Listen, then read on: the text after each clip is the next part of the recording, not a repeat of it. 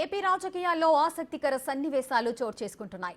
Political friendship కాకుండా అభిమానం, ఆప్యాయతలను నేతల మధ్య కనిపిస్తోంది. పవన్ కళ్యాణ్ ఆశీర్వాదాన్ని లోకేష్ తీసుకున్నారు. కాలుకు నమస్కారం చేసేందుకు లోకేష్ ప్రయత్నిస్తుంటే పవన్ వద్దని వారించారు. కానీ లోకేష్ మాత్రం నమస్కారం చేశారు.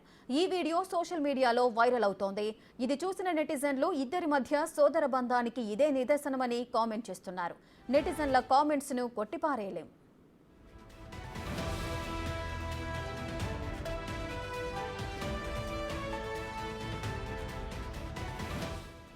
టీడీపీ అధినేతను కూటమి సీఎంగా ప్రకటించిన సందర్భంలోనూ ఇలాంటి సన్నివేశమే చోటు చేసుకుంది. పవన్ చంద్రబాబు గురించి మాట్లాడుతూ ఆయన బాగా నలిగిపోయారని అన్నారు. చంద్రబాబు జైల్లో ఉన్నప్పుడు నారా కుటుంబం ఎంత క్షోభకు గురైందో పవన్ వివరించారు. ఆ మాటలు, ఆ విజువల్స్ చూసిన చాలా మంది భావోద్వేగానికి లోనయ్యారు.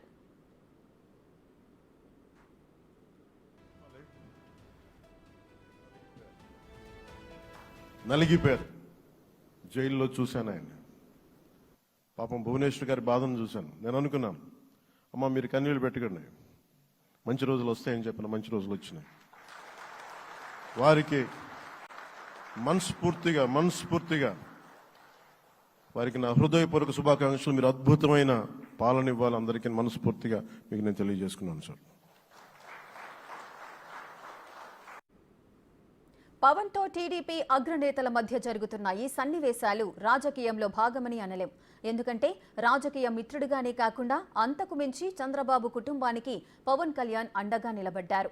చంద్రబాబు అరెస్టు తర్వాత టీడీపీ శ్రేణుల్లోనే కాదు, నారా కుటుంబంలో కూడా ఆత్మస్థైర్యం తగ్గింది. జైలుకు వెళ్లి చంద్రబాబుకు ధైర్యం చెప్పి పవన్ పొత్తును ప్రకటించారు. ఆ తర్వాత చంద్రబాబు కుటుంబాన్ని కూడా కలిసి ఆత్మస్థైర్యాన్ని నింపారు. దీంతో రెండు పార్టీల మధ్య రాజకీయాన్ని మించిన బంధం ఏర్పడింది. అందుకే రెండు పార్టీల మధ్య ఓట్లు కూడా 100% ట్రాన్స్ఫర్ అయ్యాయి.